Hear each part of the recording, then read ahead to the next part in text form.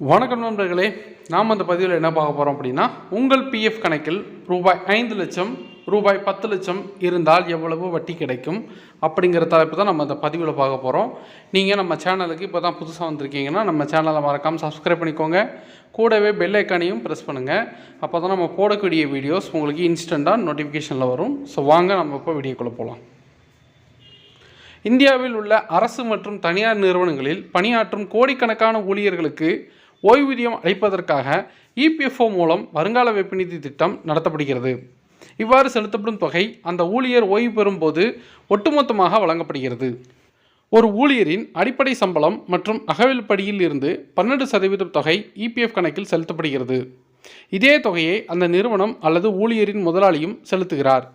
இதில் நிறுவனத்தின் தரப்பில் இருந்து குறைந்தபட்சம் ரூபாய் 1500 செலுத்தப்படுகிறது. இவ்வாறு ஊழியரின் சம்பளத்தில் இருந்து பங்களிக்கப்படும் 12%, 8.33% ஊழியரின் இபிஎஃப் கணக்கிற்கும் 3.67% ஊழியரின் ஓய்வூதியம் இபிஎஸ்ஸிற்கும் செல்கிறது.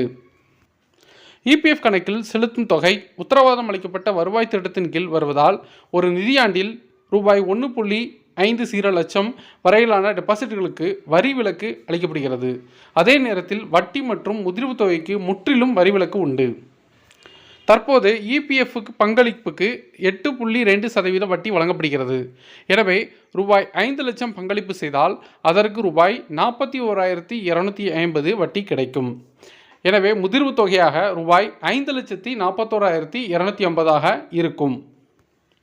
பங்களிப்பு ரூபாய் 10 லட்சமாக இருந்தால் மொத்த வட்டியாக ரூபாய் 82,500 கிடைக்கும். எனவே முதிர்வின் போது ரூபாய் 10,82,500 கிடைக்கும்.